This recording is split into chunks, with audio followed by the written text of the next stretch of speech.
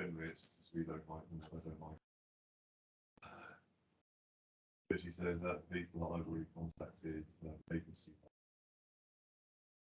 where that I'm not the, there are agencies that I will there.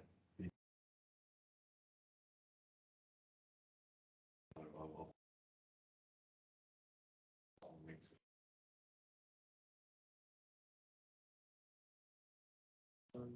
some people hopefully today. She thought that was good. The right attitude. I was still thinking there was an underlink instead. That was a pleasant one. Go through all days. You moved it. That's all I'm getting is you. He's on the bottom. I bit my tongue thinking, well, you have sat here for the last few months watching it, but knowing that this is completely.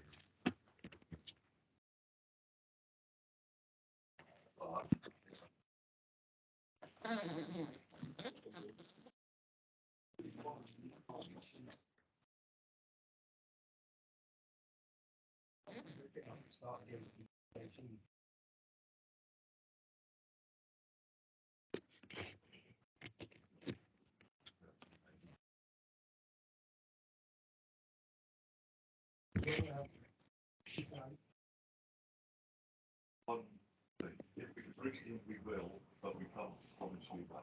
Take it. Oh, these today get out the door the same night. No. Hold them the day before, stick your stock overnight. So, well, I said to Steph about going through these days. It's not going to cost us any. I guess the Stock same with levels aren't going to go mental. any You're gonna production. keep it. plans are only as good as the staff we've got in that day. Plans down. So Absolutely. yesterday, When in production is, you don't know what's going to turn up at 7:30 in the morning. Any battle plan is perfect until first contact. or you go down there and they're struggling to mold them. Just showing that region. Steph's going down there chasing something and going, why do we make this many? Got Q down there who's quite new. And he's flagged up there's some issues.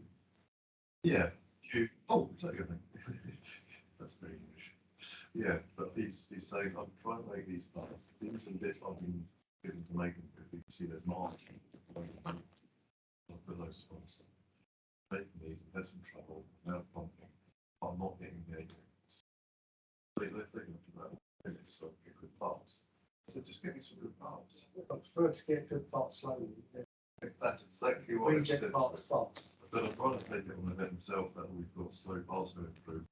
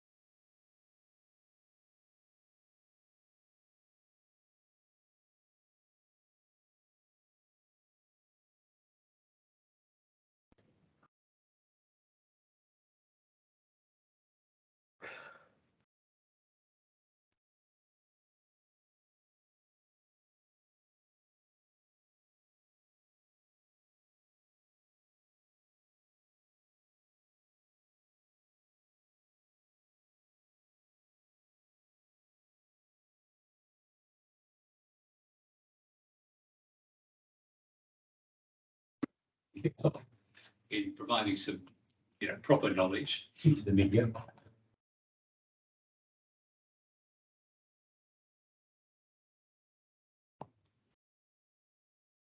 Obviously raise the average age.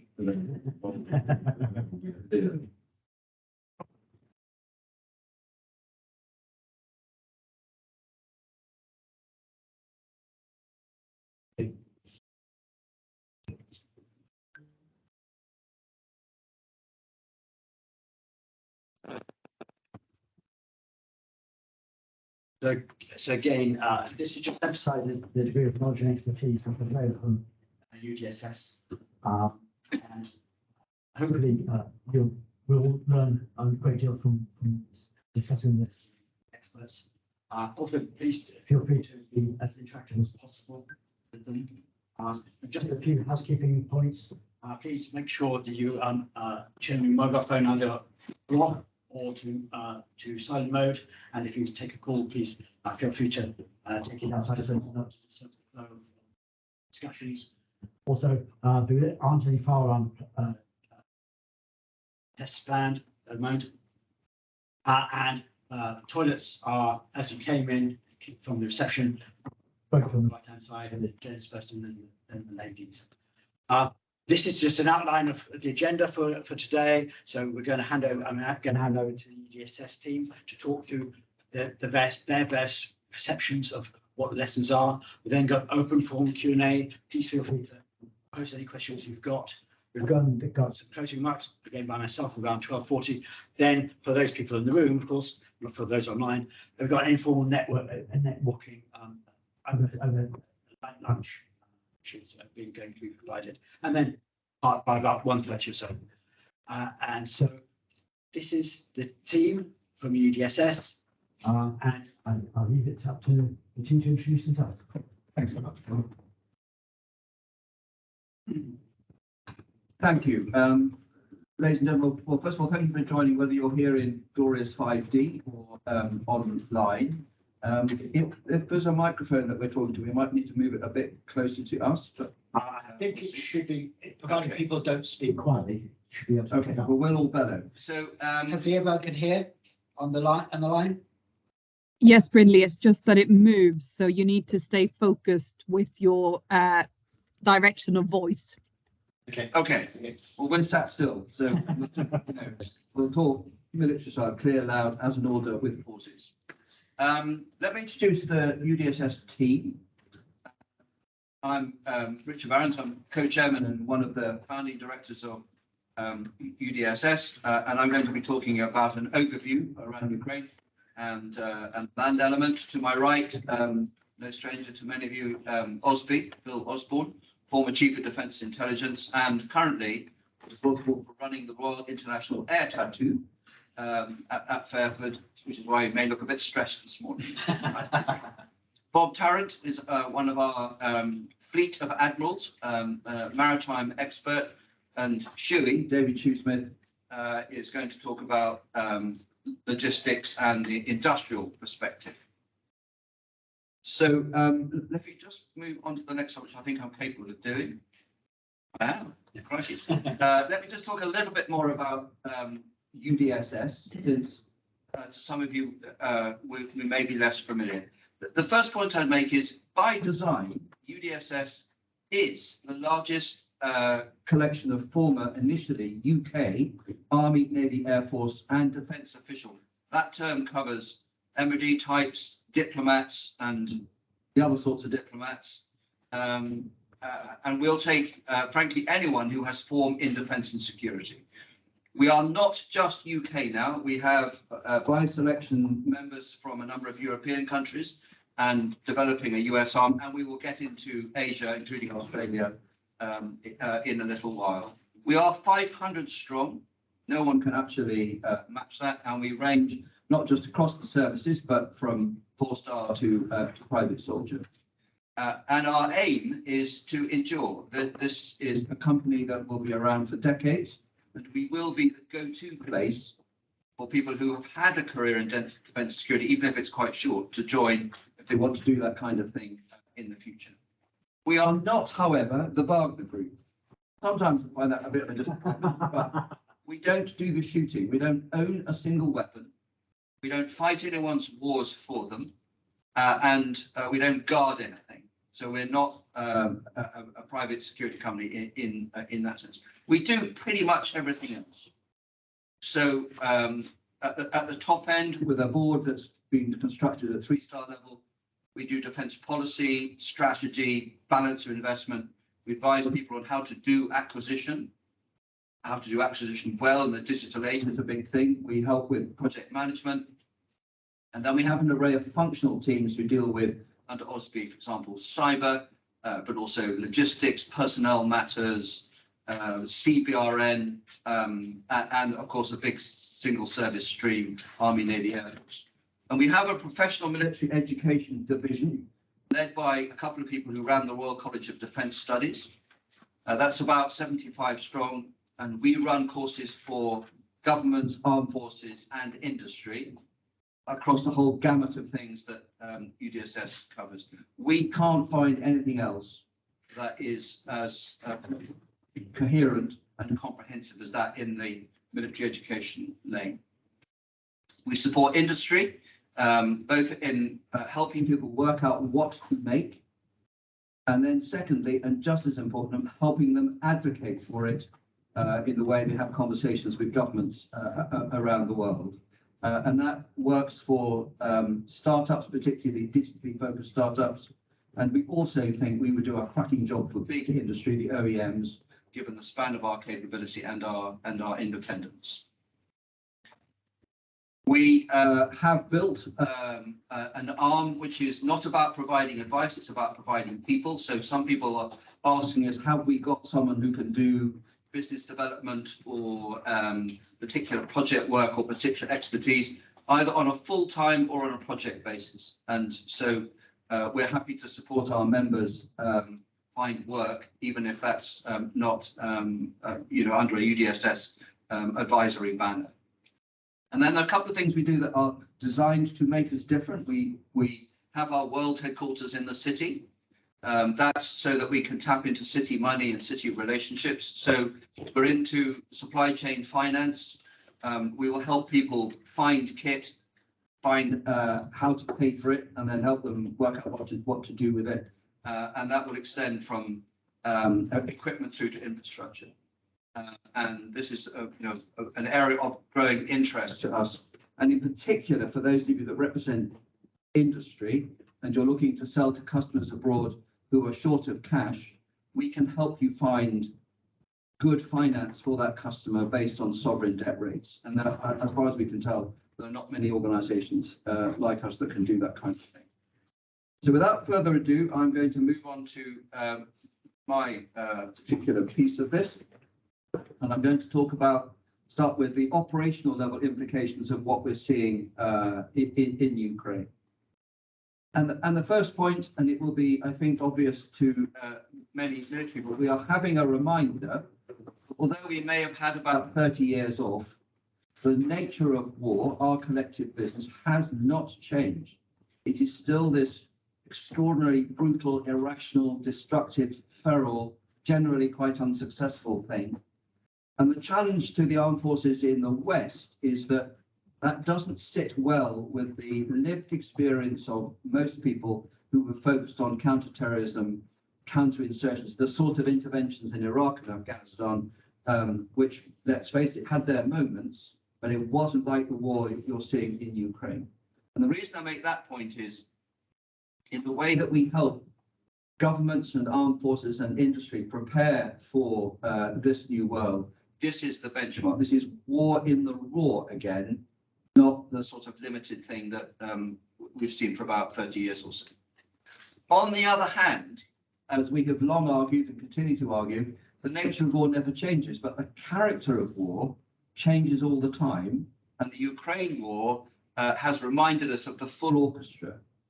And what I mean by that is we're seeing maritime, land, air, space, and of course, cyber capability at play, as well as a big war in the information space and the requirement to manage mass casualties and the requirement to manage enormous damage and and humanitarian catastrophe and economic turmoil. That's war as our predecessors understood it very well in the Second World War and perhaps in theory in the Cold War. It is not something that is generally the lived experience of ministers, officials, armed forces officers, and others. So that means the capability mix is going to change. And one of the things that is going to change as we do this, and it's one of our core themes, is that the digital age, so cloud, AI, robotics, autonomy, nanotech, whatever it is, the digital age is going to change this orchestra of war as profoundly as it changes how we live, work, and play. And this is a message we have given to many audiences. So what comes out of Ukraine in terms of military transformation is not a reset to the big conventional forces of the 1990s. It will be transformative, and the opportunities for industry are how you help customers work out how to take advantage of this transformation, the most profound transformation in the business of war for 150 years, we would argue. One aspect of that is a lot of talk about multi-domain operations, and it is clear from the Ukraine conflict that this has to occur by design, that is by top-down thoughtful design, how you get the best out of armies, navies, air forces and industry, and not multi-domain operations as a sort of accident where services, armies, navies and air force turn up with what they thought would be useful. And in doing that, the clear synergies of how you do things like AI, secure data in the cloud, networks, all of those things will be part of an inversion where instead of buying a platform and essentially sticking a radio on it, customers are going to build this digital architecture and plug capability into it if they're going to be competitive.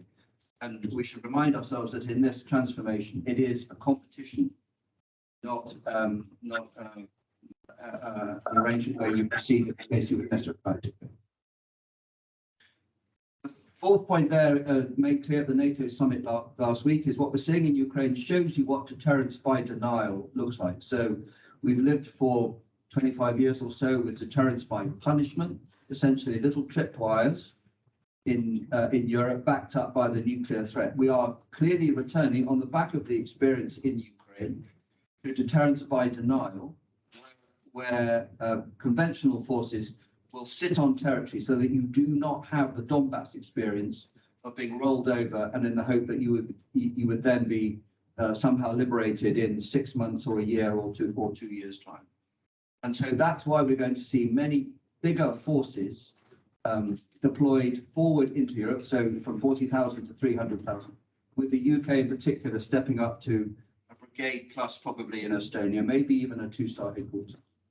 And that will mean that industry is going to have bigger things to support and to learn to support forces that are forward deployed as well as based back at home. Deterrence by denial means bigger forces that endure. So we should anticipate the return of mobilization planning, a revitalization of the role of reserves, and in particular, the role of industry in whole force concept solutions. There is no way that you can mount deterrence by denial unless you want to invest a lot of money quite badly without knowing how your relationship with industry works.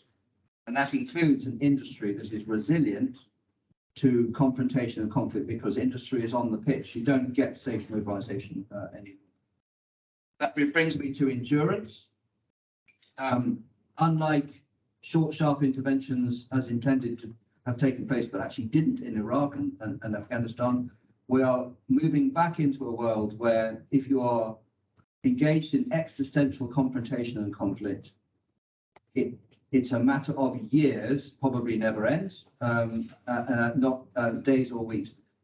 Not the armed forces, not industry, anywhere in NATO is really ready for this. So it means thinking again about how your personnel endure, and indeed how you find more of them, what sort of stock levels you have. And you all know that all nations in the West have run down their stock levels for understandable reasons and are now scrabbling around how to build them up. The big unspoken question, not yet answered in this, on the back of Ukraine is, and how do you get industrial mobilization when the war flashes up? Because as you know, the stockpiles that have been consumed now, precision weapons, they are not actually going to turn up again until next year at the earliest. And there's a window of peril in there. So industry on the pitch again, and we are going to be reconstructing arrangements to endure against near-peer enemies.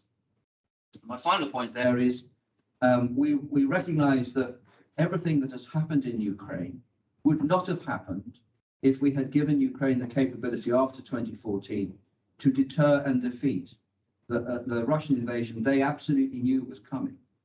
So the emergency action, many of you are participating now in providing stuff to Ukraine, would have been avoided if we had done capacity building. And the West is still very clear that it is much better for the West to have the war between Russia and Ukraine than a war between Russia and the West.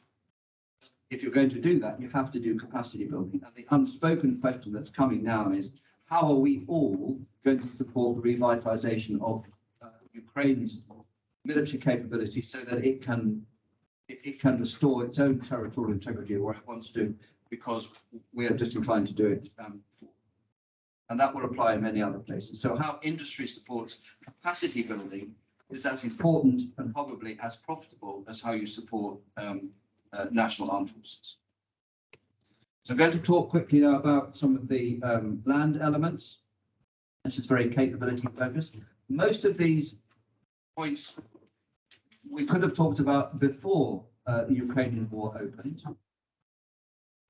But my goodness, we now have them better illustrated. So the first thing is the Ukraine war has demonstrated the world is transparent through a combination of, yes, of course, military satellites, but commercial satellites, the whole swirl of open source data and user generated content from social media.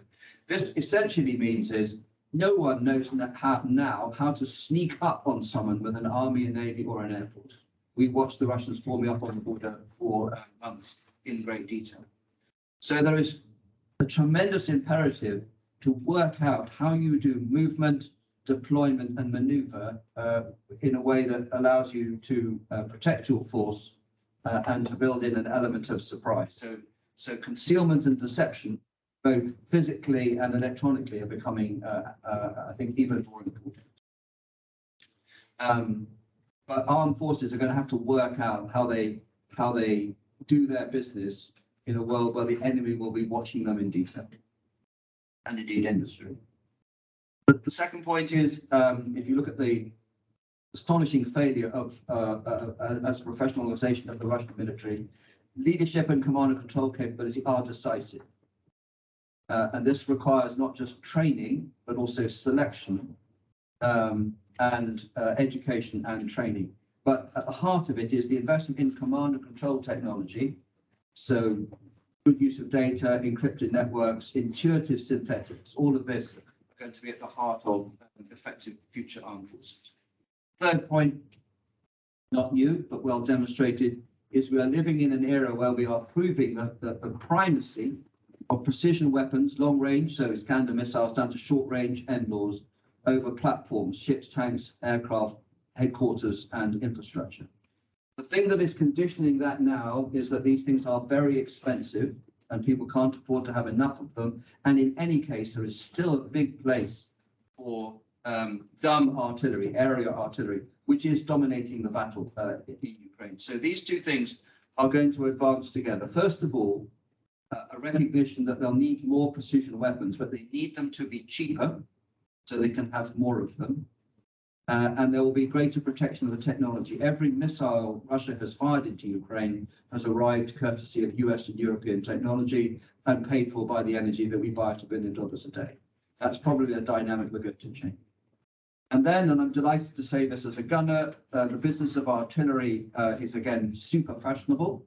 And the artillery system, surveillance and target acquisition, Brazilian artillery command and control sensors and shooter systems, not Bates, by the way, if anyone remembers that, launchers that move and survive and have range and lethality and a range of munitions and artillery logistics. All of those things which most armed forces in the West had diminished steadily over the last 30 years, super fashionable again. And you can see that in the speed with which both Ukraine is being equipped and also in the way that the British Army suddenly has put 7 Air Defence Brigade, which was always a bit of an afterthought for 2 decades, is now main effort activity, and absolutely rightly so. Because nobody in the world we're moving into is going to do anything without effective air and missile defence. It's not an afterthought now, it's the first thought, and it's expensive. Armour protection, people have declared the tank dead. That was always wrong. You can't move on a battlefield dominated by artillery without armour.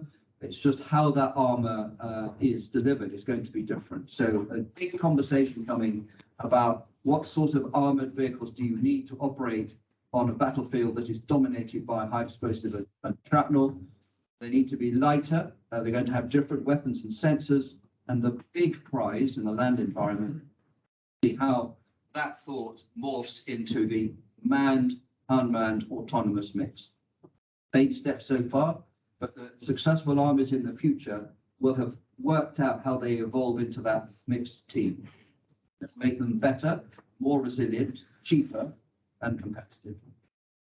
And some thoughts to close from me. First of all, cyber capability is essential in resilience and attack, but it is not the silver bullet that some people had argued, I thought, in vain for the last 15 years or so.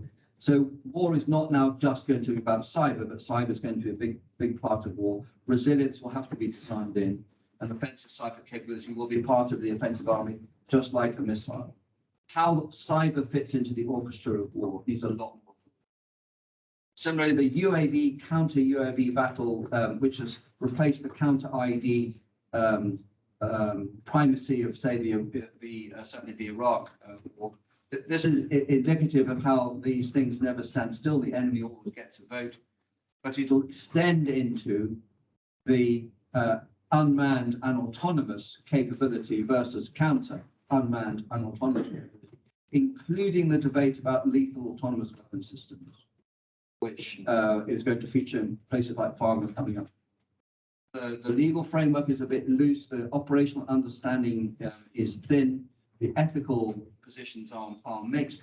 So there's a huge amount of work to be done by industry in thought leadership on how we manage this unfolding battle between uninhabited and autonomous and manned systems. And finally, if you look at the Russian experience and you look at the Ukrainian dilemma now, training is not an afterthought. Training is what makes you successful on the battlefield. And it is the catastrophic failure of Russian collective training that has made this war turn out in the way that it has. And let's recognize, to put it another way, if the Russian military had been properly trained, this war would have been over by now. I'm going to stop there and hand on, and I'm afraid I'm also going to have to dash. Thanks, Philip. Ladies and gentlemen, good morning. Just about. I'm going to talk, hopefully briefly. I didn't mean anything by that loaded comments at all. Hopefully briefly about airspace and intelligence. From an air and space perspective, I think there are a number of things which you probably already sense. We're learning from watching and supporting the Ukraine against the invasion from Russia. I think the first thing is a truism. Controlling air and space is something which is essential for all operations, and Richard has touched on some of that already. I think what we're seeing in Ukraine is that if you don't control the air, you either lose or things get very bloody very quickly and for a long time. And if you look at the Russian playbook, that's in effect what we're seeing. Richard also touched on deterrence by denial. And I think it's important to pull out that although part of deterrence by denial is the forward deployment of land forces, the way you decisively deter any aggressor is through the air domain. So there's something about control around the space both to allow you to take on that opposition, but also to reach out and disrupt that opposition as they're seeking to prosecute operations against you. So there's something here about control of the air and the importance of it. Before I move on, Richard also talked about a couple of other two things I want to pull out. I mean, I'm assuming that multi-domain and combined by design is non-discretionary, and we should take it as read. That's a really easy thing for me to say, and it's a really difficult thing to implement. And I think it's where the entire defence enterprise needs to lean in to supporting the procurement and training capability to make sure it is multi-domain by design. There's also something here, and Richard touched on it slightly, around digital age infrastructure, and we can come back to this in questions if you like. The digital infrastructure that all of our domains are going to work in is different today. If we think about where we're likely to be and where we probably need to be, and we're seeing some of this come out of the Ukraine conflict at the moment, is an infrastructure which is mobile and fixed. Effectively, what we're trying to do is to generate internet things, aren't we? Something that is completely joined up. I'm going to come back to sensitivity in a moment, but you can see how that connectivity, real-time connectivity, allows you to accelerate kill chains in a way that we've really talked about, but not really done. But that mobile and fixed infrastructure is also probably going to be a distributed compute infrastructure. The compute requirements that modern forces have today and will have, especially at the edge, especially in constrained communication, means that distributed compute, I believe, is going to be something that is core from a digital infrastructure perspective, as is ubiquitous connectivity, and is probably quantum secure security. So there's something here about that digital infrastructure underpinning everything that Richard has talked about, but obviously what Bob and David are going to talk to. If we think from that digital infrastructure and then looking at the air and space perspective, I think there are some preeminent requirements that come out looking at what's going on from a Ukrainian point of view. The first thing is that, honestly, ballistic and cruise missiles are a threat, and they are something which is far more prevalent and ubiquitous than perhaps we've allowed ourselves to believe. Frankly, we've had a blind spot on it. I think that brings you to probably the key change that needs to occur from an anti-access area denial point of view. You're likely to want to see something integrated, strategic to tactical from an air defence point of view, but that strategic element has got to include some form of cruise and ballistic missile defence. But that's not going to be enough. Richard talked about disbursement and concealment from a land point of view. I think it's particularly true from an air point of view. So how are we in that future where reach standoff weapons are much more prevalent? How are we able to disperse and conceal the kind of infrastructure that air forces and space forces rely on? This is going to be something which I think is very active, very hungry in terms of resources. It's not just having the platforms and the weapons, it's the infrastructure that you can use to enable dispersed capabilities. Survivable combat air mass, I think we're also seeing from a Ukrainian point of view, there's something about having combat air mass to execute discretionary warfare. You commit what you can afford. And then something about survivable combat air mass to operate in the way you have to operate to execute those air and other supporting activities. Now, I'm taking it as read. When I say combat air mass, that's a mixture of manned and unmanned, and it's survivable enough. So there's something here about high levels of survivability, but there's also something about enough survivability to make those disposable capabilities survivable enough. And I think that's a really interesting area, which obviously will play to affordability. I think what we are seeing, though, from the Ukrainian perspective, is those that have talked before about platforms not needing to be overly survivable in this type of conflict is, I think, put scientifically clearly hope, because you lose them very, very quickly in any kind of high to medium end air defence environment, which we can assume most peer and near peer opponents have got. I used to run a load of large aircraft fleets, and what we see, particularly from an AEW&C perspective, is if you don't have many platforms, you don't have an available capability. That again comes through, I think, from a Ukrainian point of view. So there's something here about availability and fleet size, which plays back to the need for platform capability mass. And then all of this obviously sits within a contested electromagnetic spectrum. And there's something here about how we're seeing Ukraine resilient against really good Russian capability in the EM spectrum. Are other nations as resilient? Do we have that depth of capability that we perhaps should do? Richard touched on the high-end training element. I think you see that particularly from a Russian air point of view. Frankly, the air capability was needed by themselves. They weren't able to do the things that they kidded themselves they could do. And this is because combined operations, multi-domain operations that include the air and space domain are not straightforward. They are complex, and you need to be at a level of training that probably synthetics and mixed reality training can really only give you. This is not live flying alone. This is a mixture of live, highly representative flying that can only come from a synthetic and mixed reality training environment. And then the last point at the bottom there, there's something about the future balance between unknown and manned and the mass that brings you.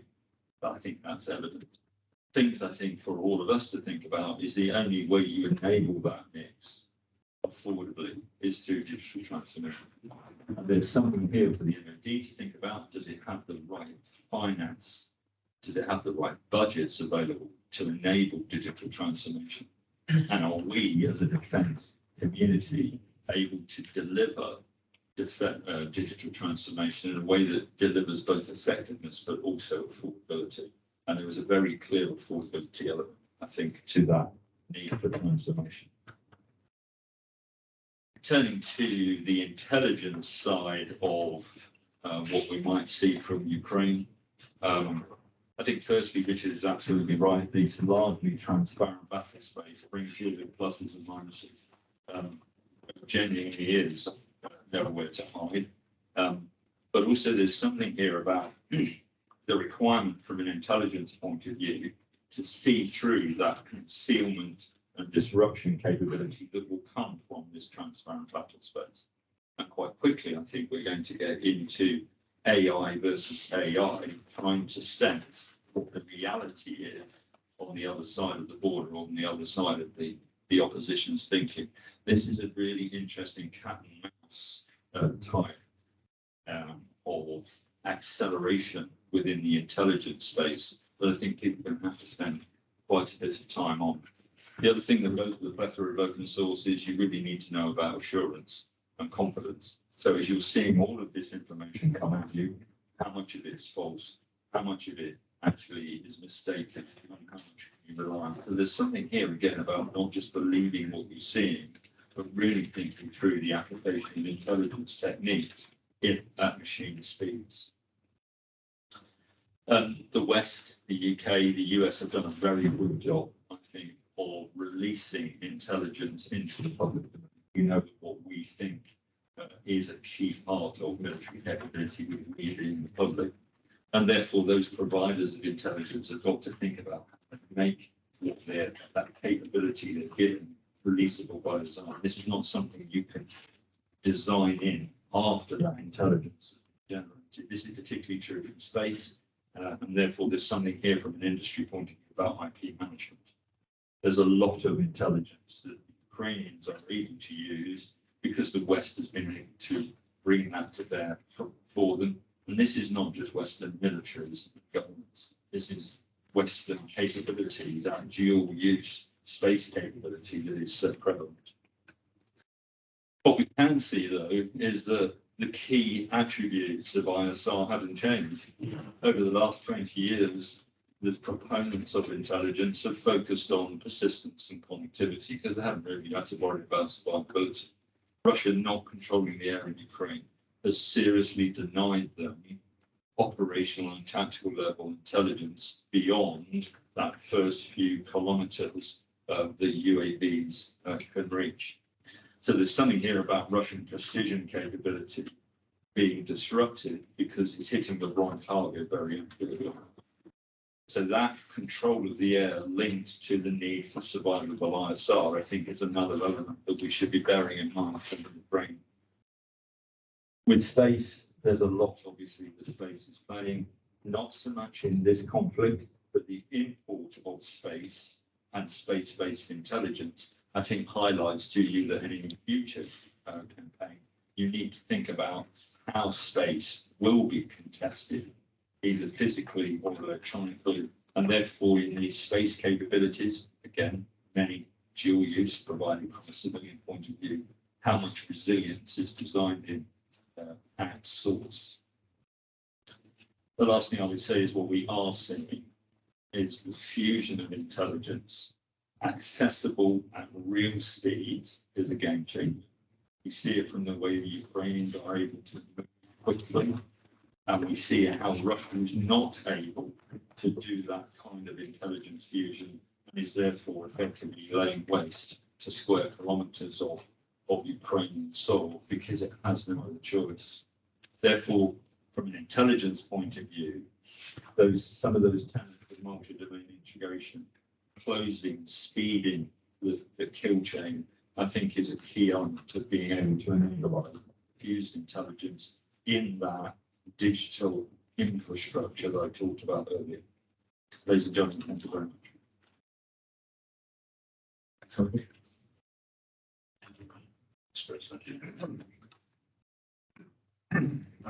Thanks. Just going to go one on, actually. If I can just sort of set the scene from a maritime point of view, and then talk about some of the issues that are coming around it. What you have there is obviously Russia and its influence on there, and then these other places which have been brought into the orbit, so South Ossetia, and then down to Georgia, etc., and obviously Crimea.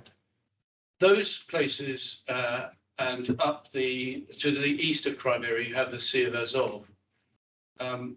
What I think I'm going to say, I might surprise you, but actually the Russians have actually quite a lot of sea control here through things like the Caliber missile system, Bastion systems, all through that part, and they have coverage, I think, of about 70% of the Black Sea. So it goes to that position which says the Black Sea is something of a Russian lake. But if you then look further south in the green stuff, then you've got Romania, Bulgaria, and Turkey, and they, of course, are NATO countries. What's been interesting to observe is that in 2014, for example, we had about 200 days of coverage by ships from the UK and from the US and France. And by 2016, that had gone down to about 60 days. And then it has come, unfortunately, we haven't really been able to improve on that. So NATO, as a large force supported, is really quite absent from this picture. And the position is that NATO are now going to be creating a strategy for the Black Sea that makes a difference. But what I'm explaining to you is the sea control that Russia has in this is quite significant. What does that sea control do? The sea control is obviously designed to pair amphibious forces, etc., for perhaps something on Odessa, and that's quite a complex trick, and I suspect that they don't have enough power to be able to do that at the moment. But what they have been able to do is blockade successfully from about where it says Odessa down to Istanbul at the bottom. That's about 350 miles, I think. And if you're going to have grain ships coming from there down, that's where they've got to go through. And there aren't any grain ships going down because they're blockaded in. I think what this is a very strategic push on behalf of what the Russians are doing. So what I think is that they are going to put grain as the argument and platform for the off-ramp to have that discussion, so that strategically you see a balancing act between grain and sanctions going between those two. And that is caused both by the geography of this, that it's a sort of lake, and also by the fact that actually the Russians, through their systems, and particularly the 5 or 6 kilo class submarines that they have on patrol in the Black Sea, create a significant bit of power that we don't necessarily hear spoken about significantly. I'm not undermining what has happened to the Moskva, but that's not, in terms of actual power, that wasn't a strategic position. It was a very political strategic position that had an impact on it, but it hasn't made any difference to the sea control that the Russians have here. The type of weapon systems that I just have mentioned is Caliber, which is a cruise missile. So if you are off Novorossiysk or Sochi, you would have a position there. Oddly enough, it can get as far as Stuttgart. So you're dealing with significant capability from the Black Sea. They're also using corvettes in the Caspian Sea to attack us as well. So there's a significant position to consider.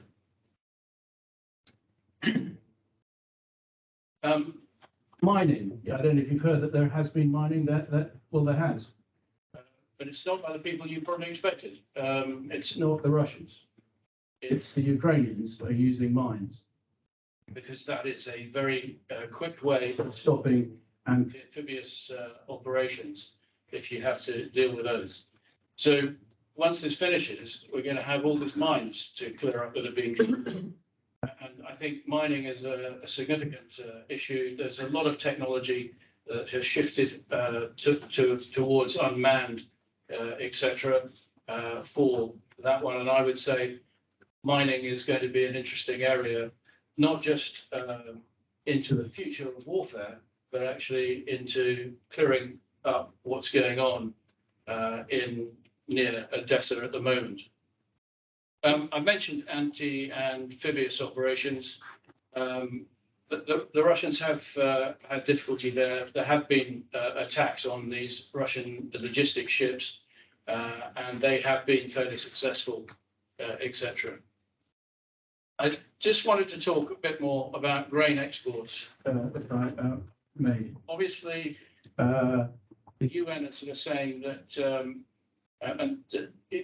I find this figure hard to believe, but actually something over 30 to 40 million people are beginning to have real problems. And food war, as I would call it, is taken part here, which is by that blockading system. People have looked at other ways of getting the grain out, and that's taking it by rail up to Poland and then distributing from there. The problem with that is the relative size of ship versus train. Train is very small, and even if you do everything you can, you're only probably going to get about 20% of that grain out of Ukraine. A lot of the other grain, of course, has been taken by Russia, just taken, and is now being sent to places like Syria or their allies and their friends.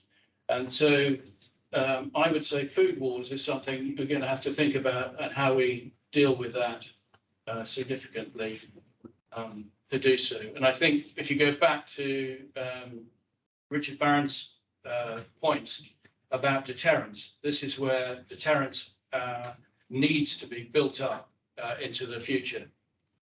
I've covered a little bit on NATO's strategy already, but what I'm essentially telling you is NATO's strategy before this really didn't include that much on the Black Sea. NATO's strategy, quite rightly, is based around the Baltics, the Barents Sea, and the North Atlantic. And the reason it's based around there is because it is the resupply of Europe, which is now back in favour again, that means that we have to do and protect to a much greater extent than we've seen in the past our ability to operate the sea lanes from the US to Europe. So that's one of the things there. I think targeting is a big issue. Whether you're going to have reapers and so forth, and what's being given to the Ukrainian authorities. It does seem to change quite regularly about what the Americans are going to give them.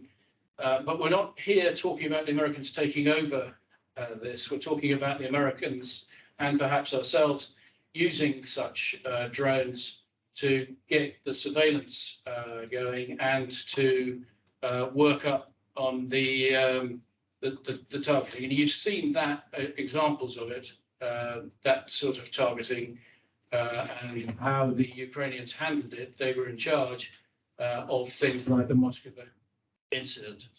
But the idea is not to do the fighting for anybody here. The idea is that the Ukrainians will do their own fighting, but be provided with the equipment to be able to do it, I think is the short answer. Snake Island, again, this is always an interesting area. The Russians couldn't hold that because it's actually only about 22 kilometers off the coast. And it's only about 28 kilometers or so from Romania. And so, again, a significant issue. What people probably aren't aware of, I suspect, is that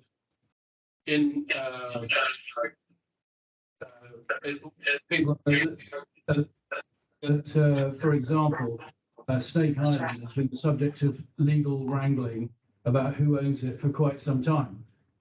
And it's not just a situation that's being created now. And it just shows you how complex that whole area can be. If I move on then to what this might mean. In terms of reviewing the integrated review that we had before, that came out last year and so forth, things like from the maritime point of view, the shipbuilding plan, I can't see any change in that. It supports NATO requirements into the future. And I think the transition of the one Vanguard class nuclear submarine to the Dreadnought class is probably the most significant event that will be taking place in the Navy for the next 20 years.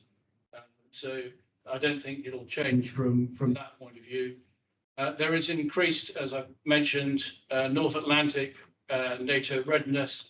And again, General Richard mentioned that it was that type of readiness and being able to move your assets and keep them deployed is going to be an important part of generating deterrence. So I can see that type of endurance being very specific. Allies obviously working together. I think surveillance is a big area, but it was, I think, nicely covered by Osby there. I do think contractors are an issue. Of course, if you're using these drones, you're probably not flying them from anybody inside Ukraine. So you're probably flying them with people back in their European capital or whoever's doing it, but it's not close to Ukraine.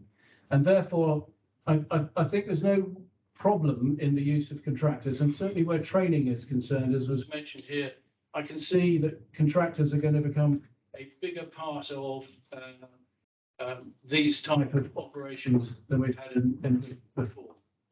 And I just put a one, if anybody can find a way of getting the grain blockade ended, then I think that's going to be hugely important, because though it's a maritime issue here, that 40 million people not eating is going to cause potentially a humanitarian catastrophe that's actually away from this, but is designed as food wars. And I'll leave it at that.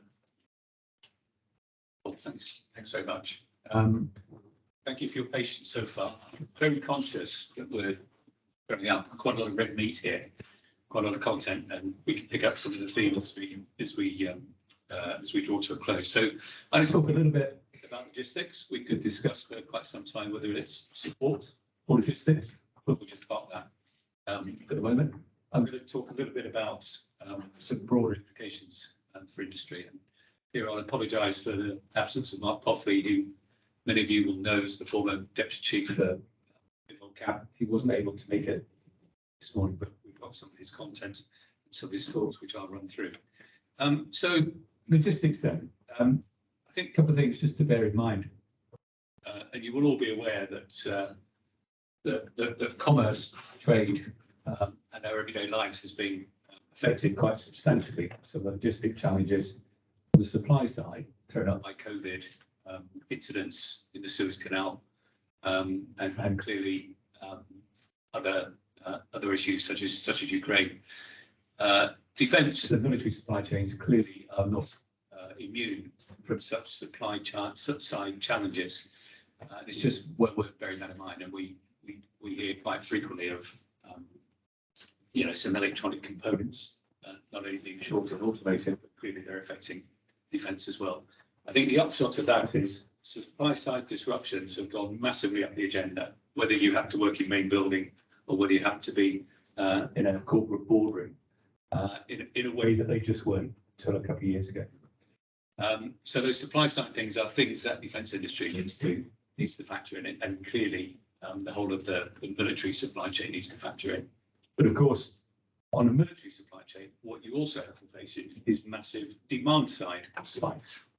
So whether it's long range missiles, whether it's 152mm or 155mm ammunition, these massive demand spikes that we're seeing in Ukraine are typical of a military supply chain. So a military supply chain needs to be agile to manage the supply side disruptions and also these huge demand side spikes. Particular challenges are now, it's interesting how the MOD is now putting in place quite a lot of work so it can track through industry where its supply chain vulnerabilities are, leaning on the tier ones to do much of the work. It thought, I think, and these are only my views, they're not the views of the MOD. I think the MOD thought that it had a handle on supply side risk by looking at doing a bit of financial due diligence. I think it's a long way from having its arms around really understanding the operational risk, so commercial operational risk, military operational risk, the physical lack of some commodities. But nonetheless, it's well up the agenda now in a way that it hasn't been before. And they're looking at raw materials as well as rare components. I think what Ukraine has brought back into focus, and Richard alluded to it, is the physicality of military supply chains. And I think we've all kind of led lives that to some extent have seduced us into thinking that Amazonian nirvana applies everywhere. It absolutely does not in military supply chains. We have to lift whole loads of artillery ammunition, bombs, fuel. These are things that cannot be beamed up from one location to another. And that sheer physicality, the effort, the volume of effort that's required to shift a load of heavy stuff around is something I think that we've been reminded of in spades from what we're seeing in Ukraine. That said, digital does give us an opportunity for a level of precision on the demand side that we haven't previously been able to exploit. So, knowing how much you need and where you need it and when you need it, has gone from being, the guess of someone with a notebook in a muddy field somewhere to being something you can actually start to plan without massive waste, massive duplication around the place. Now, we're not there yet, but it's a work in progress, and the opportunity from being able to apply more precision in your logistic planning, I think is something we need to be able to grasp. I spoke about demand spikes. What does that actually mean on the ground? Well, it means you've got to do a certain amount of just in casing. However good your digital demand forecasting may be, you're still going to have to put an amount of stuff in certain locations that just isn't going to get used.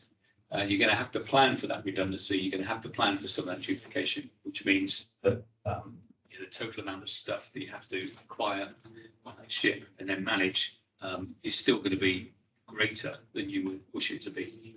And we just need to be prepared for that. I use the expression military S&OP. Those of you who've been in industry for a while will absolutely know what S&OP is, sales and operations planning. It is the bedrock of manufacturing. We don't use that expression in the military, but I think more than ever, what we've learned or relearned or relearned from Ukraine is this essential integration of logistic planning with operational planning. And as a career military logistician, fighting my way into a room where a secret conversation was going on about what we were planning has always been absolutely what we needed to do. And I think what you see, certainly in terms of the Russian performance around their ability to integrate reality of that physical logistics bit in the field, is that absence of integrated logistics planning. But I think what we've got now in this new era, and again, it's been alluded to already, is when we're talking about integrated logistic planning, sport planning across defence, it's the operational planners, it's the military logisticians, and it's industry. And I think that integration of industry in planning for military futures is a bigger element than it ever has been. And it's not just in terms of having to recover from perhaps shipping out a load of stuff from our own warehouses that we might otherwise not have done if we weren't trying to help Ukraine, but it's a realization that the risk, in inverted commas, that the MOD certainly has taken in recent years over stockpiles, spares, so on and so forth. That hasn't really been risk taking at all. It's been absolutely without cost cutting, and we'll sort it all out later. Well, we've been exposed, so we need to find a way not only of replenishing the stockpiles, but really doing proper integrated support planning where you've got operational planning at one end and industry at the other, and try to reduce as much as possible those barbed wire fences, if you like, that exist to isolate those silos. And I think it's something that, you in industry, in whatever conversation you have into MOD, should be pushing as a message. You can't do your stuff without industry. If industry is going to do its stuff, we need to have a seat at the table. It might not be a seat at every single table, but it needs to be enough of a seat at the table early enough that we can give you a realistic appraisal of what we can do in what time frame. Multimodal transport solutions, I think back in vogue. The Russians have always relied massively on their ability to ship stuff by rail. That's how they've done their logistics business ever since the Second World War. That's how they plan to do their logistics business throughout the Cold War, and it's how they've been doing their logistics business now. So the power of shifting stuff in railways, really important for shifting bulk. We used to have plans to be able to do that in Germany during the Cold War. All those plans disintegrated. There's now a lot of attention around how we utilise the network, rail network in Europe, to be able to shift a lot of stuff east as quickly as we can. And those capabilities have been hollowed out at various militaries over the years. I think we'll see some of those capabilities added back. But also waterways, again, slow, vulnerable, but you can shift bulk. And then in technology, newer technologies, use of UAVs, UASs, the great around transportation. Can we have fleets of drones delivering all sorts of stuff? Probably not. There's a vulnerability angle, and there's a sheer payload challenge. But in terms of delivery of small volumes, precise locations, delivering critical spares, perhaps some medical supplies, those sorts of things, you could absolutely see unmanned aerial vehicles playing a more prominent role in the future capability mix.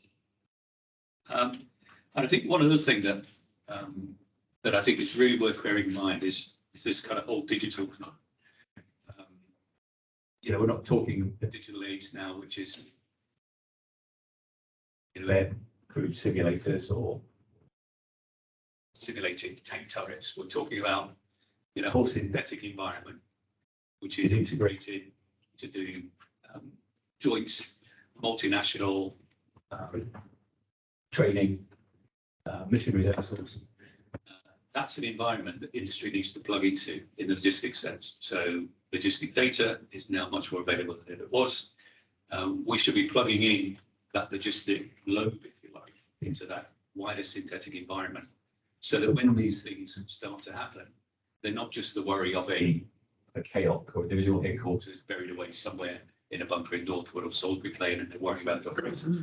But what you've actually got is live links back into industry using data that's been extracted from real usage that feeds into these exercise events, that feeds into these mission rehearsals. So what you're actually getting is, how soon am I going to run out of ammunition? And it's not someone like me with a notebook and calculator, but actually what we're using is real-time data model, and you know, it gives us some proper answers about how we might shape our operations. So I think, again, if I was where you are, and I am sometimes, I would absolutely be pushing for logistics and support data to be embraced as part of that broader synthetic environment. So last slide, you'll be pleased to know, and some of this is repetition or perhaps a slightly different spin on some of the things that you've heard already. And some of these are Hoffley's thoughts, and some of these are around combined thoughts. So evidently, short-term support to Ukraine, those guys are already in the game. People, probably many of you in this room, are involved in providing some of that support to Ukraine. But clearly that also presents further opportunities, whether it's unmanned, whether it's maritime or whatever, some of which we've spoken about. But I think really where we need to be kind of focusing is in the medium term and the longer term. So what? Well, money remains tight in the MOD. I mean, whatever the upshot is of the current political upheaval we're going through in terms of the kind of cascade to budgets, there's no expectation that the MOD is suddenly going to have a pot of gold thrust upon it.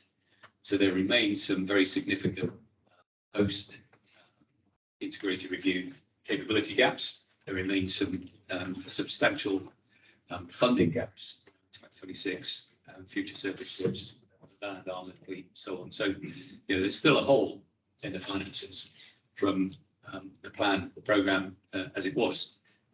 This doesn't even start to take into account how the capability mix is going to change this year, next year, and beyond as a result of Ukraine.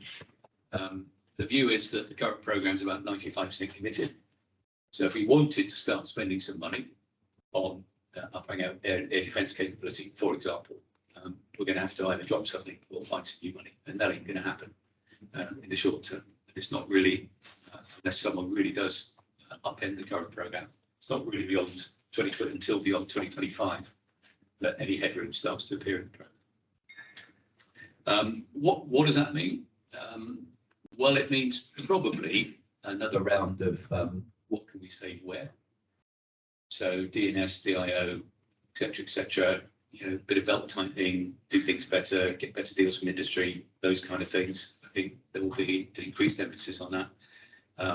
That's not to say there hasn't been an emphasis on that ever since I've been a small boy, but let's expect for some pressure to be exerted to extract some more value out of those organisations, because there ain't anywhere else to go. And we've spoken about air defence, artillery, engineer, so battlefield mobility, combat engineering, you know, gap crossing, all those other things that we used to do in Germany, fallen out of favour.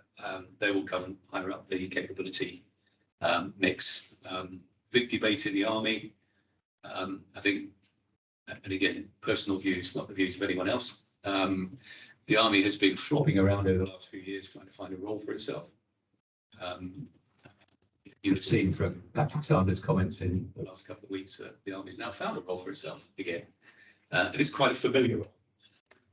So I think we'll see a coalescing of the army into a much clearer statement of what it wants to be, which is a big fat force that does stuff in Central Europe. It might not be around the same level of mass that we've had previously. It might be more about, I think the jargon is points of presence. So a number of people able to manoeuvre on the battle space. There's also a requirement there for a certain amount of mass, just as there is in combat air. So we'll see how all that plays out. I think it will play out quite rapidly in the future size and shape of the army. The business of conventional capability, what's that balance with digital? That's a debate again, which industry have really got to pitch into, I have to say. The imperative to regenerate stockpile and spares, we've got to find the money for this. But if we don't regenerate stockpile and spares, not just from what they were, but from what they need to be in order to ensure our future resilience, then we're going to have a problem. I mentioned about industrial agility, and particularly, the modelling around your own supply chains, understanding where your own pinch points are, your own vulnerabilities, the costs, understanding the costs of building back in some resilience. So, your own raw material stocks, your own key component stocks, redundant manufacturing capability. All these are things we have to think through, and we have to be able to put costs to. And those costs have got to be transparent. They've got to be presented to the MOD, and a way has got to be found of meeting those costs. Because otherwise we just face off across the barbed wire and we have to make any progress. So resilience and putting a price on it from an industry point of view is a really important part of the next couple of years. I think the last thing I'd say in terms of capability planning, availability is the latest. It will be, I think, too cynical of me to say that that's the latest buzzword, but availability is the latest word to capture what we need from our kit. And again, industry has an absolutely key role in this. And this is availability designed in. This is availability in terms of right people to maintain it, the right people to operate it, having the right spares, having the right technology. What are the novel ways we might be able to improve availability? Is there some way that we can magically do remote digital fault finding, and then we'll do a spares drop and perhaps even a remote digital repair? Could we do that in the underwater environment? That's a challenge, isn't it? So ways of improving availability, I think, are a really important part of how people are going to view the future capability mix. And I know the new CDS is seized with this. And if we're going to drift along as a medium-sized country with a medium-sized armed forces, albeit exquisitely designed and superbly manned, we do need to make sure we can up our availability across the piece. I think that's probably enough from us. Let's throw it open to throw things at us. Let's explore any of these issues in amount of depth that you wish to. Let's have a chat. Yeah, so great. Thank you very much indeed for the very clear, concise commentary on the situation. Does anybody in the room or online have any questions they'd like to pose to the panel of speakers from the experts from UDSS? Yeah, please. Christian's there from EA Systems. One of the sort of challenges we're grappling with at the moment is moving the thinking in the MOD and the Ukrainian end user, from those sort of traditional artillery capabilities that are so important right now. Are you picking up, or do you have any comments on the Ukrainian mentality, thinking about these capabilities, sort of 1 to 5 years, or is it very much about securing these via artillery and drones, hardware right now? Because these are really interesting capabilities that we, BA Systems, are really thinking of, investments and production lines and stuff. Just, I think the sequencing, the timing, we're trying to get our heads around. Just a few questions in one there. I think the key element from a Ukrainian point of view is it's got the kit that you use and using contact.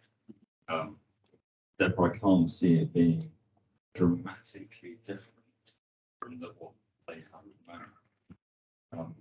That doesn't mean it can't be, but there's something here about thinking about military capability as capability rather than kit. So I think the training element and the ease of use element, how you take capabilities and integrate them into a extant full structure in contact, that's not a trivial ask actually. So you can see even the application of much long range fires brings with it an entire change in a lot of the supporting infrastructure, not just the intelligence, but a whole bunch of other considerations.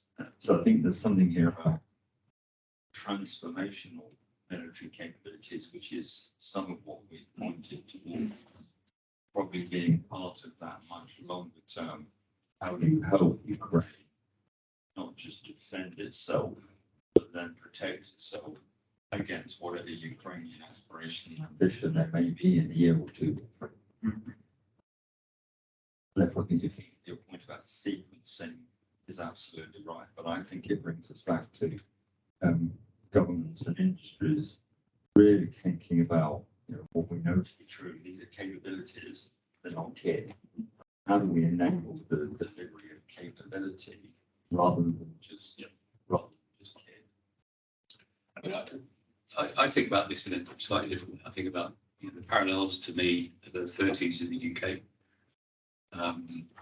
where Quite a different economy and life is different, but in a democracy, well, we don't perceive there to be a clear and present danger. We spend money on schools and hospitals. That's what we do, and that's quite important. And that's what we did in the lead up to 1914. It's what we did in the lead up to 1939. And it's what we've done ever since we the Cold War peace dividend. So we're now in a situation where there is, in some people's view, a real kind of risk to UK owner. If you sort of transfer that way of looking at things to Ukraine, and what are they going to do? Well, they've got to survive today. Because whatever it takes to survive today. My fear would be that once you survive today and things coalesce on the ground into whatever they coalesce into, the imperative to transform militarily in a democracy starts to recede a little bit. So promises made yesterday might be fudged a little bit tomorrow. So having that kind of, in many ways, a little bit of continuous rumbling for the Russians would not be a bad thing for focusing political voter attention on the need to invest in a military insurance policy. I think the other thing is that what we're living through is a military experiment here. And we shouldn't be so arrogant to think that we've got all the answers, because we should be pouring Ukrainian lessons down our own throats as much as we possibly can. And it might be that, some pretty crappy old kit that they're running out of, but actually they're really good at some other stuff, some of the digital stuff. So, learning from them, quite how you start to pull that things together, helping them hold the line now, survive today, and then what all that translates into in sort of 5-year time horizon. I don't think anybody knows. We've got a few things, some of the things that we spoke about, but I think the kind of democratic priority backdrop to all this is a really important thing to think about. So that kind of points you into the direction of let's try to solve some stuff in realistic, shortish timeframes. Let's not pitch for something that's got a 15-year development. But if you sort of look at land, there's a balance, isn't there, between artillery on one side from Russia and artillery on one side from Ukraine. But if you take a look at the maritime side, there aren't any vessels in Ukraine to do this. So it's a completely different balance from one. So how do you cover that balance is going to be the sort of key issue. And that's where I came from the idea that you've got to invest in surveillance and you've got to use that surveillance such that it doesn't feel threatening at the current point into Russia. And, you know, whether that's what they call OQ9s or whatever you give to them. And then making sure that where that information is handled and who is in control, and that has to be a Ukrainian commander asking for those files. That's how I would see. The other part of that is that could be done by contractors. There are a lot of contractors already working in Ukraine. So you can see that there's an offering to be made there, looking at the way this works. Thank you very much. Yeah, please. Jonathan Marks. I'm wondering whether the UK and HMG is in the right position to learn anything about what's going on in Ukraine. And the very focused points you made, to which I'd like to commend you. So I'm old enough to remember when many years ago, soldiers were told to take their uniforms off on going out on Saturday night because they were being beaten up. And then suddenly you had an event in Luton, you had the Afghan war, you had people coming out on the streets in Royal Wooden Basset. And I'm wondering whether there needs to be an attempt by those people within the industry now to utilize the current fears that people have to try and change the environment in the UK. And that means gentlemen like yourselves, people like us, and organizations like ADS. So, for example, British way of doing things in the industry seems to me to cut out contractors and cuts out the strength of industry. We've all talked about there are opportunities for contractors and for industry, but the Brits don't like entrepreneurs. So what I'm going to say is very cynical, but it's the change in rules recently to ensure there isn't another Carillion has meant that the financial rules for SMEs in the defence industry simply means SMEs are out of it. Because unless you have enormous balance sheets, you simply don't cross the first hurdle. And it doesn't matter whether you have the next best thing or the most wonderful idea, you just don't get a chance to show it. And I understand there are catapults and innovators and all of that. And I'm not going to bore you with my views on those either. But there are those issues. The secrecy in the UK seems to trump entrepreneurship. You're either in or you're out. And I'm wondering again whether it needs ADS and it needs influencers such as your good selves to start pushing government in a particular direction. And perhaps in its most basic level, banks close down companies because they don't have defence industry clients, particularly if you're small. Now, that's quite ridiculous, and it doesn't happen in other countries as much as it does here. So my point to you is this country as a whole, culturally or politically, ready to learn the lessons you've given? I'm not going to comment on the state of the country politically. Not. I bet 12:53. So yes, I mean, David touched a little bit on there's a reality of state on state warfare, which changes much of the national infrastructure, and that has, personal opinion, has that conversation been active enough? No, it has not. There are not many in public life who join up explicitly oil fuel prices with the war in Ukraine. That is the leading edge of shifting the balance of spend from the things that we've come to enjoy over the last 10, 20, 30 years to something more around national security.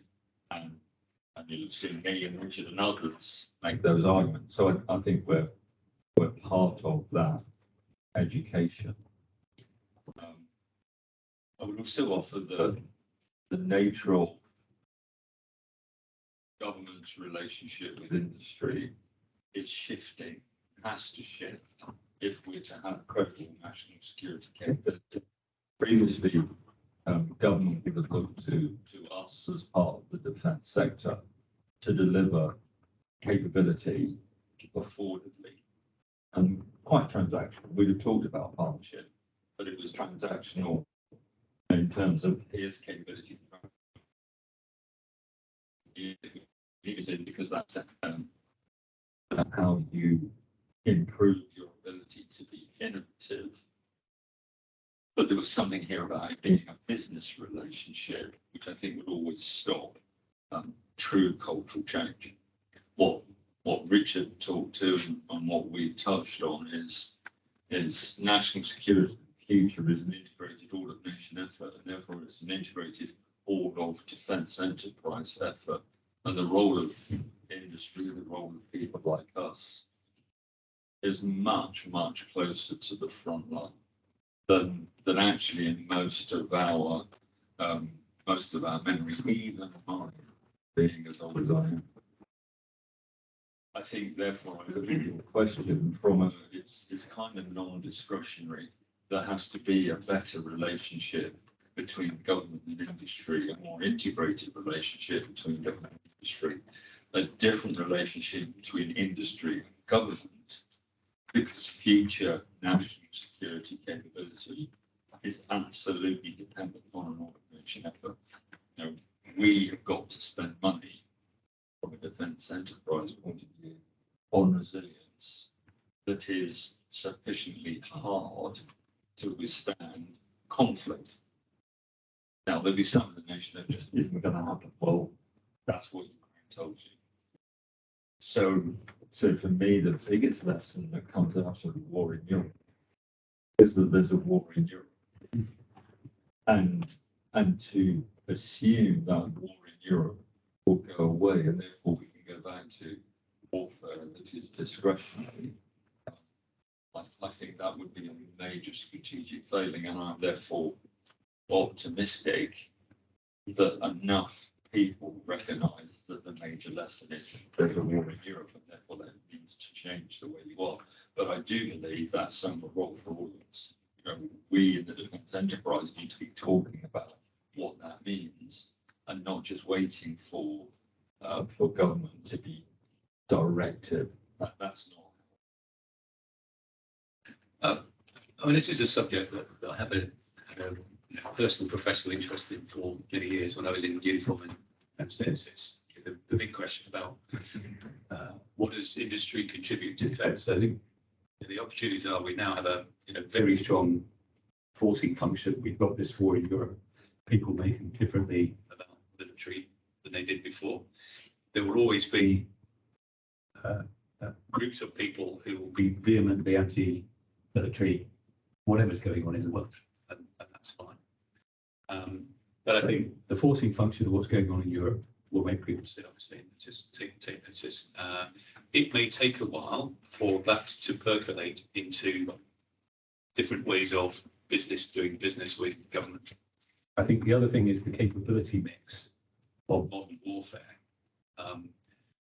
means that you can't just mobilize several battalions or squadrons or ships. You've got to have cohorts of people who are doing work on behalf of the nation, let's say in the digital space, let's say in the cyber space, let's say in other spaces which have not been militarized.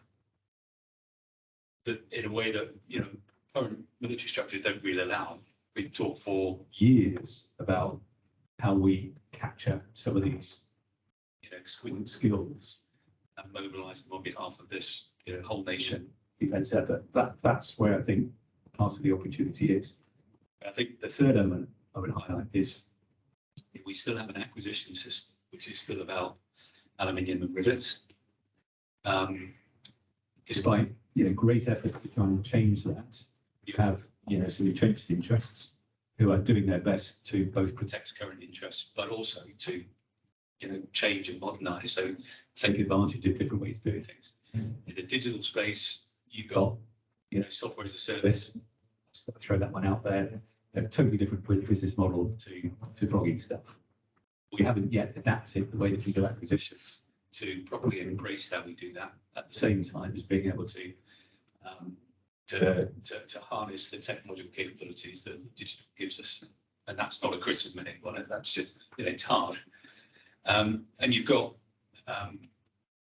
pretty shallow skill sets around the ministry when it comes to, dealing with industry. You've got a certain fear, even amongst relatively senior people, of having a sensible conversation with industry for fear of compromising. That's the thing that could be fixed relatively simply. But then again, people in the military don't really want to go into industry because they'd rather go off and do stuff that they're trained to do.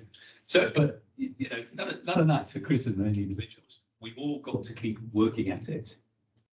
And if it's not sustainable to your business or even our business, because we've bumped up against this, despite the fact that we've done what we've done and we're we may be reasonably well connected, we're still tearing our hair up when we're trying to pursue some opportunities.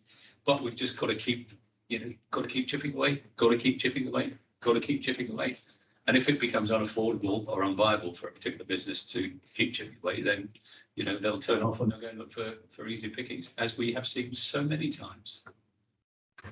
I mean, this is a debate. This is not a right and wrong. But certainly back on the banking issue, that our chief economist at AB Stone and I have been working this. We did a survey of our member companies about 18 months ago.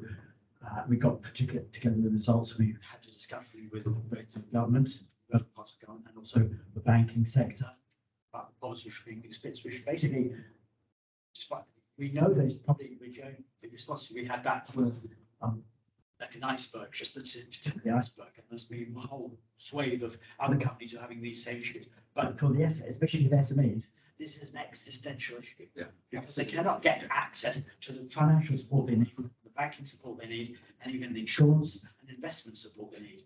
We've had that very challenge as UDSS. So we've actually, having done that survey initially, I think one of my colleagues, Rich Crawler, has been contacted by a British government minister, or was a minister, I don't know. Until 1253. Until asking, could we add pressure blows? Could we go out and do another survey of numbers to try to get more case studies, so he's got more information about what the scale of the problem is? Because I think we had about 25 responses. That's not enough. We need to get more responses so then we can put together a more fulsome information to the minister, for the minister to go in and start trying to bang heads together in the banking sector. Really, can I say, you'll need to offer secrecy. Yes, Because quite simply, companies are lying to banks to continue having banking services. Yes. Pretending they're not in the defence. Yes. Yeah.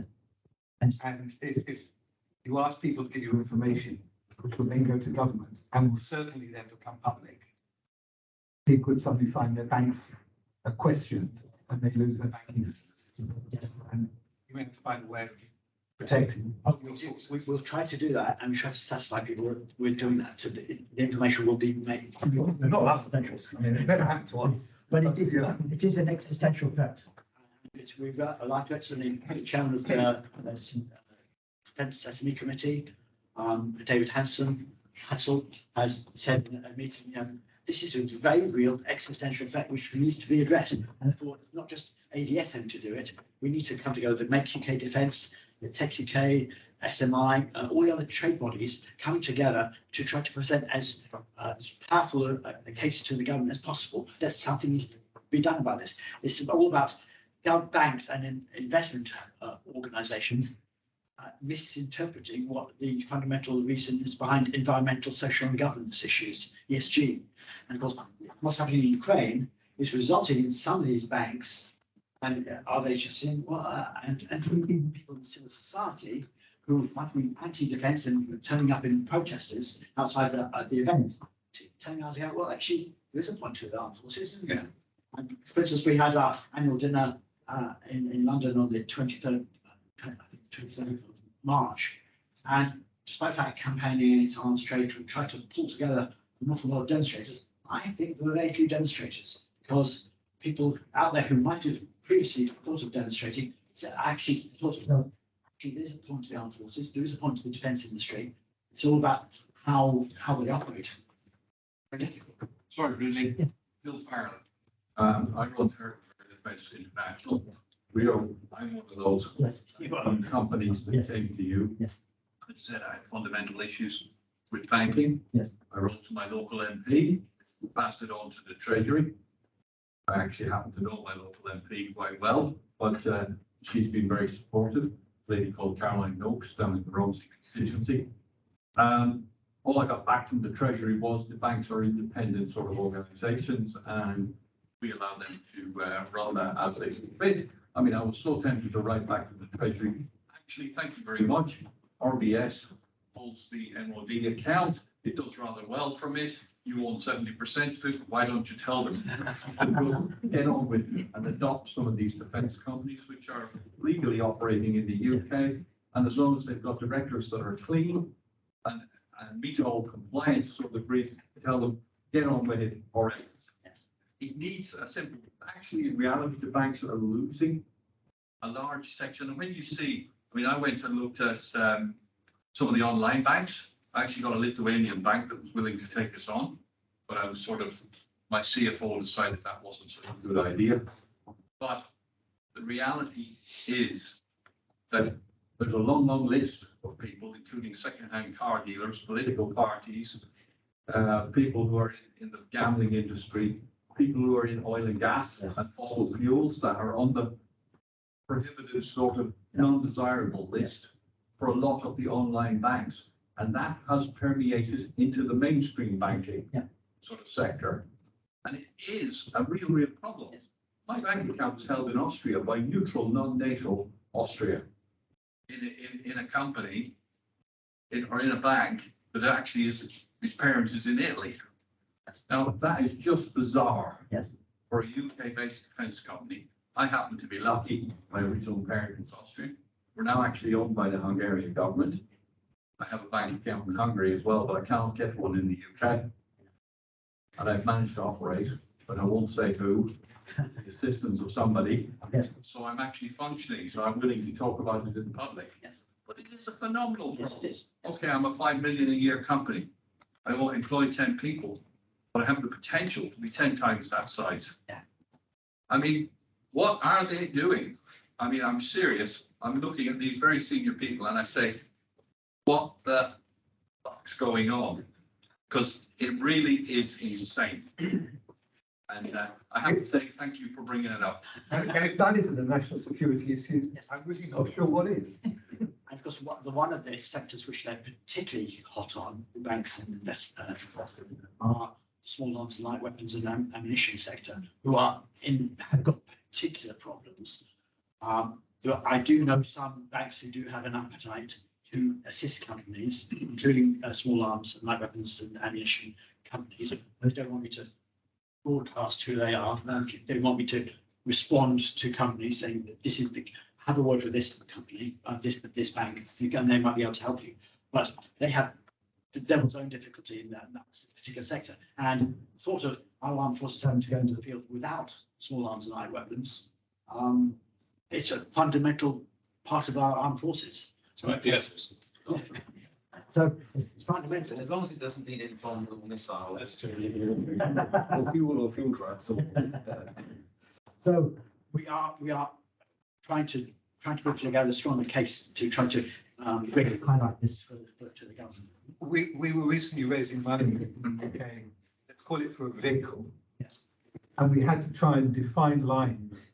It was okay to carry targeting equipment to the battlefields, but we shouldn't carry the kinetics with it on the same type of machine. Yes. Because kinetics put people off, but carrying a laser, well, maybe we're doing LiDAR with it, you know, and measuring how many fruits are on the tree. I mean, it's weird. Yes. Yes. And bonkers. Yes. Absolutely. Yeah. But really, I go with that, and I've been talking really about it for about 3 years. So I was going to move on because I think there's other. I mean, that's a fundamental point. Somebody somewhere is trying to defund the British arms industry. So I don't see that as a strategic. But even if they're only doing it by accident, if that's actually what's happening.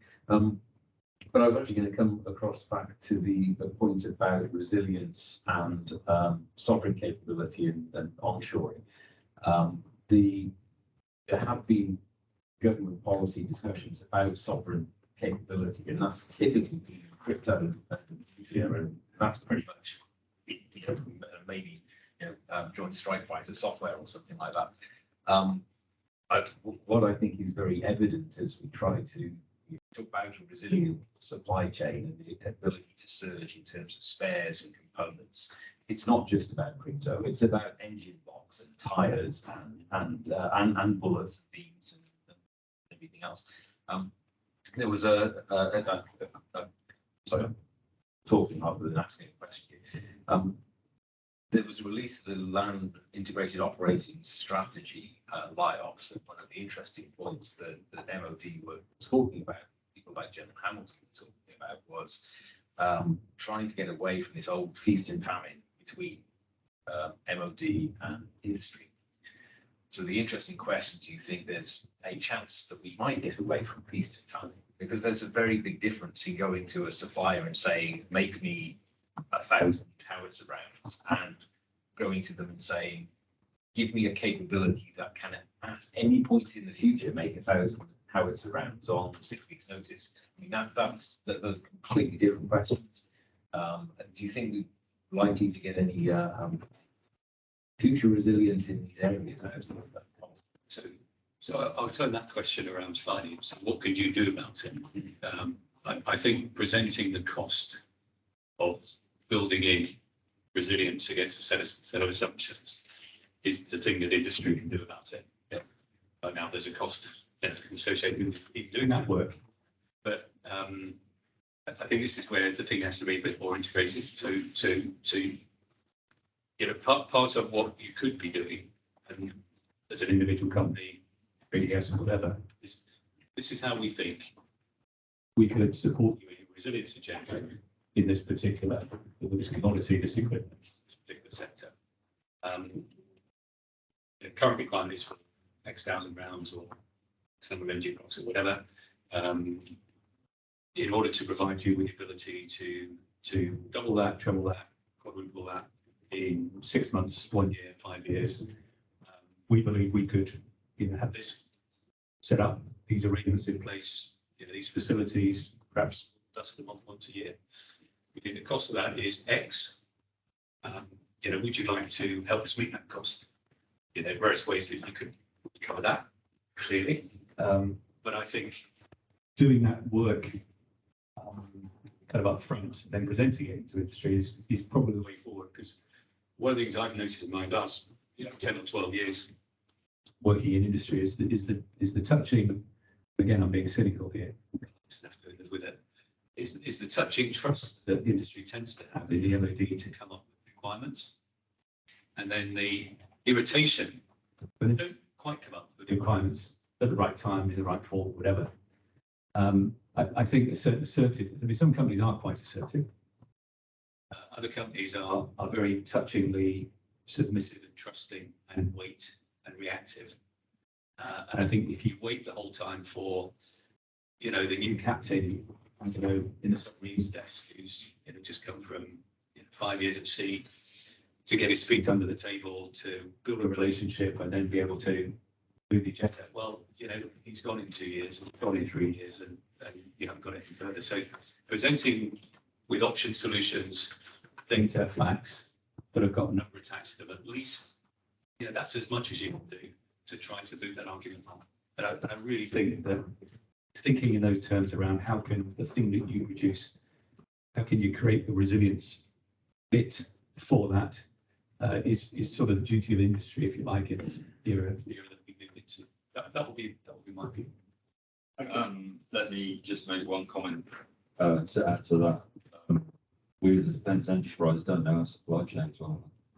And if you don't know the supply chain, you can't assure supply. And it's as simple as that. So I think one of the major steps for a defence enterprise can do to help the MOD think this problem through is to know what it is in its entirety that we're trying to get the MOD to engage with and to understand the vulnerabilities of that supply chain and be much more proactive describing in that. I think, frankly, there have been areas where some of us in the enterprise have been negligent. So you've got to be able to assure your own supply chain. I know that from my own experience in previous lives. If we don't understand our supply chain, there's no way on earth the MOD is going to. It comes back to surety of supply and offering the MOD the choice about how much it wants to invest to assure supply. I think you're right, it's much broader today than it's been in the past. You could make a case, sorry to hold before, you could make a case that what the MOD should aspire to do is to create a supply chain, assurance, supply chain resilience platform that's deposited somewhere in one of Osprey's secure clouds somewhere around the planet. There's a clear set of questions and criteria and matrix which you plug into, all perfectly secure. But if the MOD created that platform, if you like, then it would be industry's role to upload that relevant information. And then they would have a way of managing their supply chain. Industry would be invited to ask a number of questions about their own supply chain, and therefore you'd have something populated there. So if there was a single platform doing that, that would be a small step in the right direction. And I would never disagree with David, but I would not wait for the MOD to coordinate that. No, absolutely. That's an issue for us to deal with and that's part of being a vendor to the MOD. And I'm sure it would result in another DEFCON or DEFSTAN or something that you dig out. What I've discovered since working with 4 or 5 small companies is that the people I used to be dealing with aren't there anymore. And there are much fewer of them. So in a sense, the lack of resilience in the capability management teams in the MOD it makes life quite tough and then difficult to get hold of. I'm sure we all know that feeling. So the way I found around it was to do something different, which was to go to, these are SMEs, so to go to large primes and say, would you and then somebody else over here like to come together? And then we will write the paper, which is thought paper for DSTL to think about it, and then access into that way, and then be given more work to do by them. And I find that what essentially is happening is you're having to do a part of the business that used to be done by the ministry and by the staff officers, which they can't really do because they haven't got enough of them to do it. I don't know if that's everybody's experience, but it's certainly become mine. And it's not that these aren't good people, they are, but they're just stressed, pushed, and find it difficult to email you back again. What I did, for people in the room, then you've still got informal networking, which can take place over lunch, which is considerably running over. But I've got 6 questions from online, so I'll just run through those quickly and try to be fairly succinct. What lessons does the Ukraine war have for the level of combat supply stocks that NATO nations should hold? I think, I suppose repeat what I said previously. I think those stocks have been whittled away, taken risk with over the years. I think there's a need to rebuild them to what they should have been. Then there's a need to revisit the assumptions around what the future requirements are, and then to install to meet those levels. So that's fundamentally a review of as is, and then as new operating, operational designs come on board, then they need to be installed in order to meet those. Next question, when we refer to digital transformation, how much of this is developing trusted means of information sharing to look at misinformation in the 21st century? I'm sorry, you're going to have to say that again, looking at me. When we refer to digital transformation, how much of this is developing trusted means of information sharing to look at misinformation in the 21st century? So I think digital transformation from a joined up industry M&D point of view is absolutely fundamentally based around data IP that will allow access to the right information, which is why I think it's difficult. If we talk about a collaborative working environment in many of the programs that we're talking about, that working environment at its heart has got to allow seamless transfer of information, but in a way that those who put the information into the environment are comfortable with it. That's a major challenge to deliver a collaborative working environment. But back to the point I spoke earlier, we haven't got any choice. We need to go on with it. And we collectively need to be able to make judgments about what's good enough. Next one, how worried should NATO be over the Russian reoccupation of a variety of Arctic archipelago? Yeah, okay. And that's why I brought up the sort of Barents Sea, Spitsbergen. It's going to be very significant. There are several new bases that have gone into place. And of course, it'll become much more easy to maneuver in about 10, 15 years' time into the Arctic.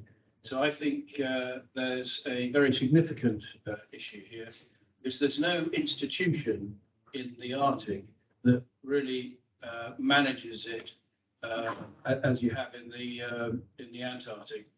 And therefore, I can see that the Russians will want to own very much that piece of property that can affect, commercial ship traffic, etc. Next one, a long one. Are we thinking too much about what to do now, i.e. how to support Ukraine in its defense? What happens if Russia stops fighting, does a static and waits for Ukraine to try to retake the Donbass, i.e. when the 3-to-1 attack to defense advantage swings the other way? How are we going to support that? And to what extent will we allow them to clear in-range Russian forces from the Russian side of the border? So very briefly, we view this conflict in the same way that Russia does, which is as generational conflict.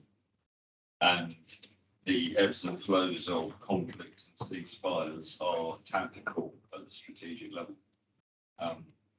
And then you're back to this is state versus state warfare, and this is not a blip. State versus state warfare is back. So this is a much more strategic trend that we need to react to.